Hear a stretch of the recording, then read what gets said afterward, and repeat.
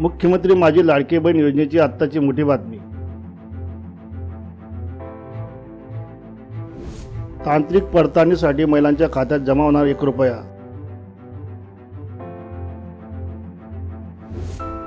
हा ₹1 लाभार्थ्यांचा सन्मान निधीचा भाग नाही। महिला व बालकल्याण मंत्री आदिती तटकरे यांनी केली पोस्ट।